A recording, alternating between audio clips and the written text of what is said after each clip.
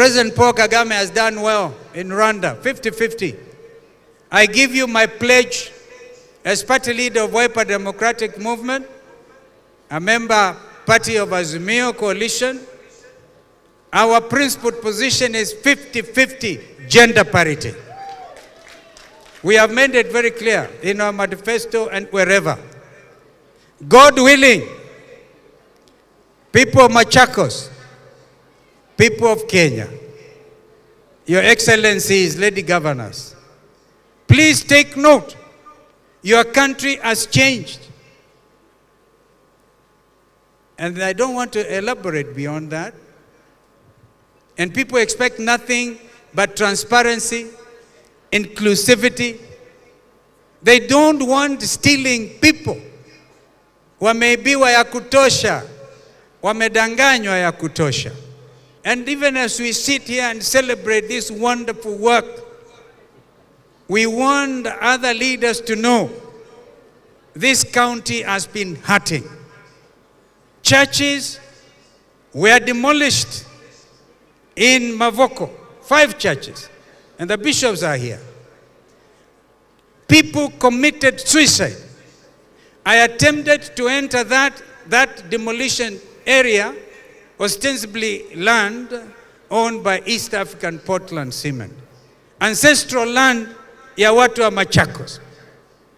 And that's why I congratulate you, Senator Kavindu, about what you have told Governor Wavinya. On this matter of land, that is probably all we have. There are men and women, families who committed suicide in Mavoko because that demolition. If you recall, I even went to court here in Machakos. I'm in Malu, Kenya.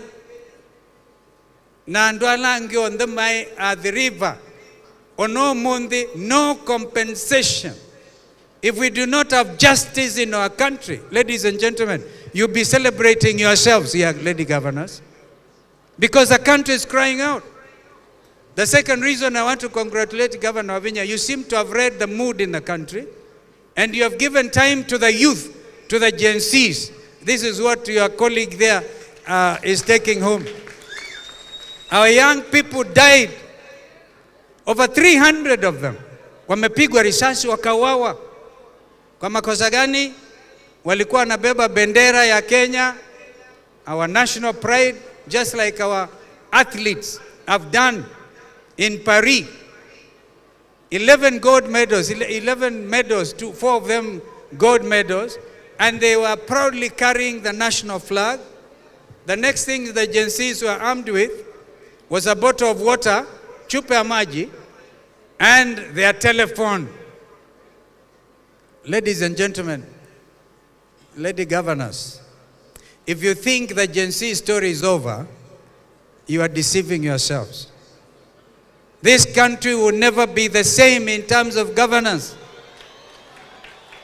It will never, never be the same. I gave a report of NADCO, National Dialogue Committee, to both Raila and to Ruto. And I finished my work with regard to the issue of the 2/3 gender rule. I finished my work. We have generated 8 pieces of legislation, one of which is Amendment to Elections Act 2011. I have finished my work.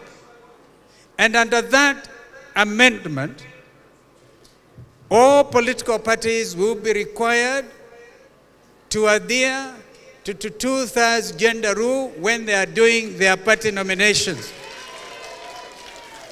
But for that to happen, you need to tell your party leader, to tell the people in parliament, to now use the political will and expeditiously enact amendment to Elections Act 2011. If you don't do that, you will have missed this opportunity. And I think it's just a window. In a window opportunity kidogo sana. If you don't take advantage of this window, then the window may close. It is as simple as that. I've just come from the Law Society Conference. and we are the senior council bar, as well as in our ongoing Law Society conference. Ladies in Kenya do not need to be sycophantic about who they are. The example has been set in Nakuru and in Machakos. If you have the right quality leadership, you will make it. Madam Ida, you don't even have to encourage and talk of Group 24. They can very easily, if the current Group 7 show leadership qualities that will endear the leadership of the women folk in our country, believe you me, they can even go up to 30 governors. I see no problem.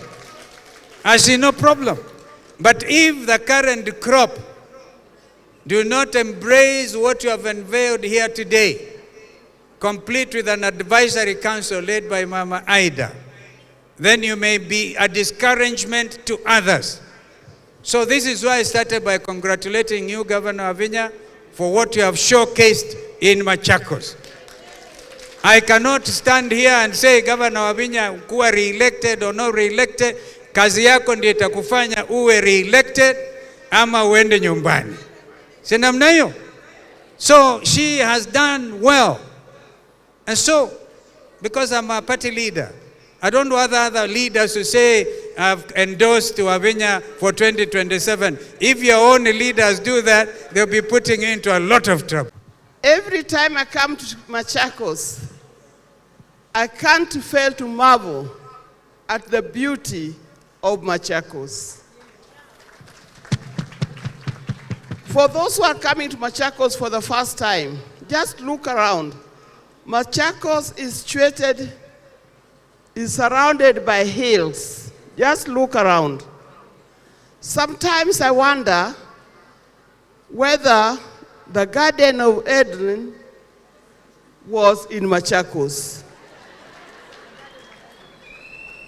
Maybe Machakos was modeled under the Garden of Eden. It's a beautiful place.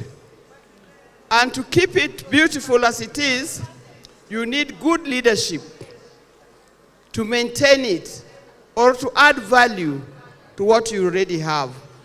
And on that note, I can't fail to appreciate the work of my former student, Wavinya Ndeti.